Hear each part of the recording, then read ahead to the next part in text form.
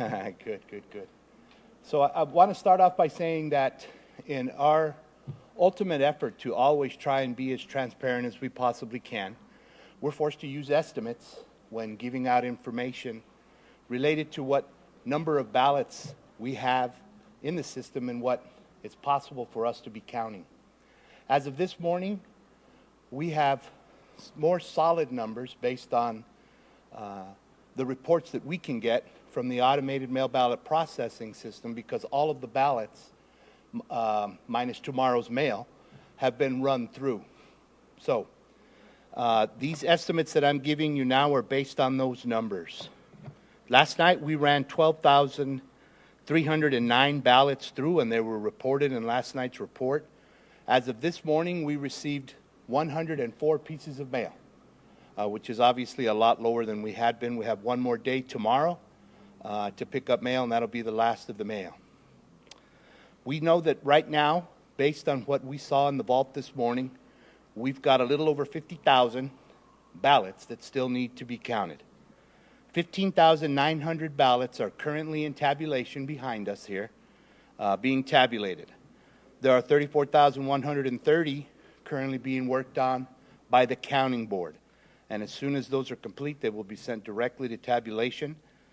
Again, the same exceptions are in place. The cure, which runs through Monday, those aren't included in that number. And then the provisionals, and that number has not changed, but staff has been diligently working, going through those to determine which ones are eligible to be counted next week after we get our report from the Secretary of State with all 17 counties listed there so that we can identify anything that was done illegally. I want to remind voters that the cure, my staff is still currently working on that. Please take advantage of calling the line, 702-455-6552. Today we'll be working 7:30 to 5:30. Over the weekend, Saturday and Sunday, that hotline will be working 8 a.m. to 5.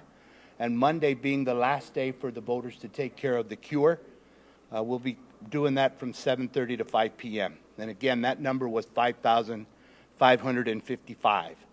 Oh, that's on the provisionals, I'm sorry.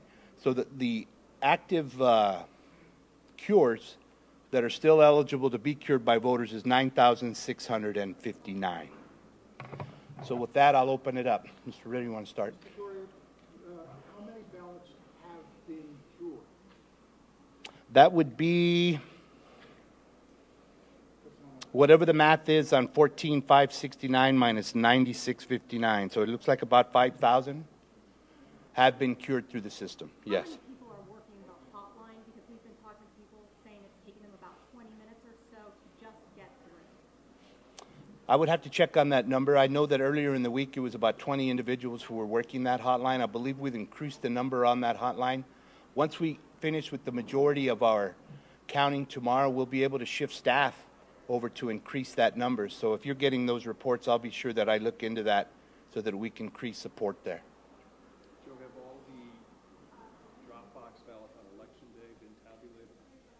No, not yet. Some of them are still in the counting board being processed. So the numbers that I gave you today, everything we're dealing with now is inside of that group of the drop-off box and the mail that we got on Wednesday. So it's a mix. It's a mix, yes. And of those 5,000 ballots that have been cured, are those included in the 50,030? No, Or have some of them been? those ones are already been counted, more than likely, yes. And one more question, and I'll be done. Mhm. And that is, what time will you update more results today? And will it just be once today? It'll just be once today. It'll be in the evening. We want to get as many as we can in today. We're pretty certain that it won't be completed today. So tomorrow, as I had mentioned in the previous conferences, we should be done with the majority of those ballots. The only thing we're getting in tomorrow is one more day of mail.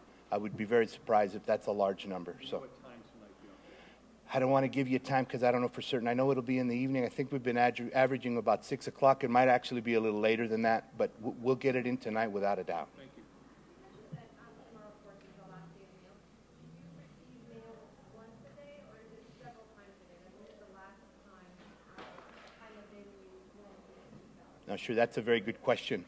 So what we have been doing is going every day. We have a scheduled pickup at the main post office, the Sunset Station, but tomorrow will be an exception. So we'll be there tomorrow for our regular pickup, and then we're going to make an additional call as they round through all of the post offices to make sure that they haven't missed anything. So we'll actually try to make 2 pickups tomorrow to make sure that we haven't missed anything. I wanted to ask another question about that. There's another county that started seeing that some of the ballots were postmarked the day after election, so they're separating those to be. We're doing the same thing. Okay, could you elaborate on how many? Oh, I don't know how many there are. I'm sorry. Okay, but you have found some that are postmarked. Oh, sure. But we'll be able to report on that eventually. Those that weren't postmarked by Election Day, they're not eligible to be counted. You mentioned that Yeah. you explain kind of the process of how you guys reach out to people if their signature needs to be filled out. Oh, sure. I've heard of some people in some cases the campaign has actually reached out saying their ballot needs to be cleared. Can you explain that process? I can't really speak on what the organizations are doing. I can tell you that that's public information and it's available on our website. Some of them are doing that proactively to try to help voters. For us, we're statutorily required to reach out to a voter that's in the queue. If they provided us with a phone number or an email, we reach out through those means, and we always send snail mail. We always send a letter. I mean, obviously, that's not very effective at this point, but it's required by the law, so we continue to do it. How long does it take before someone's ballot is cured to get counted? That's usually, if it happens that day, it goes to staff for them to verify and pull that ballot out of the vault so that it can be put into a batch to be counted. So that's happening usually the day of. But Monday will be the deadline, and so we may not get them all in that night, but everything that came in before 5, they will be counted Tuesday for sure.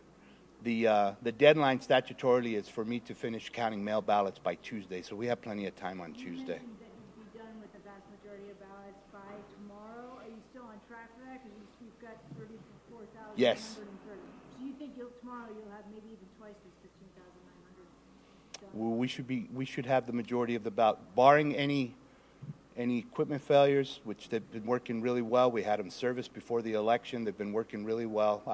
I don't anticipate that, but we should have them in tomorrow for a final And it would be large the same report. schedule, evening tabulation, like you've been doing? Well, if we finish and it's 3 o'clock, we're going to go ahead and report. But if it runs into the evening, then to be consistent with what we've been doing, I think we've been reporting at like 6 or 6:30. But we'll work as late as we can, whatever needs to be done to get it done. Just to button up the point, you've told us at each of these conferences that you've got full staff working and all available machines working, correct? That's correct. Today? That's correct. Full staff, Go ahead. full staff means how many, and in comparison to the primary, how have you increased the staff, or is it the same? There's several hundred people that are currently working, and they're being shifted now to the areas where we had people in manual signature, we had people in Agilis, we have people on hotlines, but now we're getting to the tail end of what we need to do, so we've shifted them into the counting board or to help over here with sorting. But the tabulation team stays pretty consistent because that's the fastest of all the groups. They can read, if they had to, about 8,000 ballots an hour. And then So what is that staffing compared to the it's more. It's more than it was in the prime. Oh, I don't want to tell you. I misread. Yes. At the back there. I don't think I got you. Yes, hi, good morning. I understand you've said repeatedly there's a schedule to follow, there's the legal process, but what would you like to say to voters who might still be concerned or discouraged at this point? Well, we don't want to see voters who are discouraged. If they're discouraged, I would say that we're continuously trying to educate voters in that we're not purposely holding this process back. We're doing everything in our power to move ballots forward just as quickly as we can. But the statutory deadlines that we have in place, I can't finish all the mail until it all comes in. That's a very small number, but still, I can't finish until Saturday, even if I wanted to. Monday, we have the cure deadline. I've got to wait for those voters to give them an opportunity to get their ballot cured. I can't read provisionals because we're a bottom-up voter registration state, so the secretary has to compile that report, send it to us so that we can identify any duplicate people who have done something illegal by voting twice in 2 counties. So I don't want voters to be discouraged. I want them to know, I've tried to say in every press conference, that we're doing everything we possibly can to move this process forward. We'll see if we can make improvements in the future. Thank you, and I do have one example just claimed that he's had to come back 3 different times to verify his signature. Is that something you're seeing? Ma'am, you'd have to give me the name of that individual, and I'd like to personally look into that. That seems out of the ordinary. I don't know why he would have had to come down. But we have electronic means for people to do that. We've been very vocal with getting that information out. Somebody earlier asked about the advocacy groups locally who are also working to help people cure their ballots, of giving that information out. I don't know why he had to come back 3 times, but I'd like to know, and we could look into it. Some observers have said they can't follow a ballot being processed from start to finish. Is that true? And if it is true, should that change in the interest of transparency? I think I've mentioned on many occasions, in Clark County, we're being more transparent, far more transparent than the law requires us. I don't make the law, I administrate. So if they have any suggestions for what they think should be allowed for them to view or participate in, those are issues that they need to take to the legislature and have them sponsor a bill that would change the law. But as far as I'm concerned, we've been very transparent with what we've been doing, and you all have walked through this warehouse and seen what we've done in all of our areas. We've got glass cubicles set up in a lot of the large areas where a lot of the work is going on. So we've made, I think, a very diligent effort to try to be transparent in everything that we do.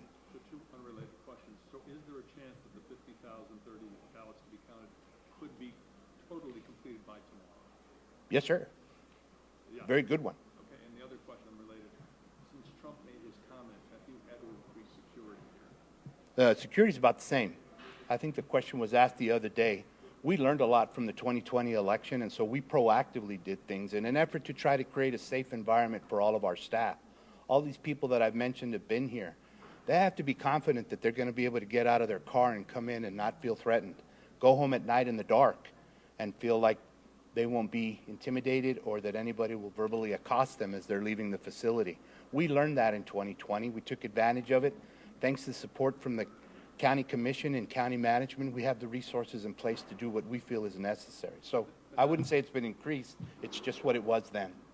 Are you able to say, after the former president's comments, was there an increase in threats directed towards you or your staff? Not that I'm aware of. Folks, if we could have just one more question. You had mentioned on election day there were some issues with observers. We know that there were representatives from the Department of Justice here. Were there any issues with the DOJ observers? They will provide us with a report. It takes them a while to gather that. This is not the only jurisdiction they were in. They were all over the country. So I'm not aware of anything. They didn't directly report anything to me. They're here to make sure that civil rights violations aren't happening here in Clark County. So they did a lot of things like we're statutorily, federally required under the 203 provision to provide Spanish and Filipino here in Clark County because the population dictates that we're required to do that. They were doing things like going from polling place to polling place, making sure that we had translators in place, and then actually listening to them. It's not enough for us to say that we have a Spanish speaker there. They were actually listening to them communicate with the voter and assisting them to make sure they spoke Spanish at a proficient enough level to help voters. So we don't have the report yet, but we didn't hear anything directly from them. Mr. Gloria, if people. One more. Hotline, if people don't want. What hotline? Which one? The Cure Hotline. Okay. If people don't want to call the Cure Hotline, can they come down to this location? to Absolutely. cast their ballot? We'll be open on Monday. The front doors aren't open over the weekend. Only the hotline is open. So over the weekend, they need to call that line, the 455-6552, and on Monday, they can come in until 5 o'clock. Did you what time your last pickup on the mail is on Saturday? I didn't, because I don't know yet.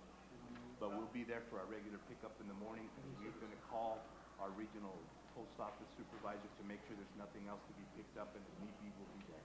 Hey Thank you. folks, if you want to get B-roll today, we can probably do it over here. Anyone who wants to get B-roll, just kind of hang around. Well, there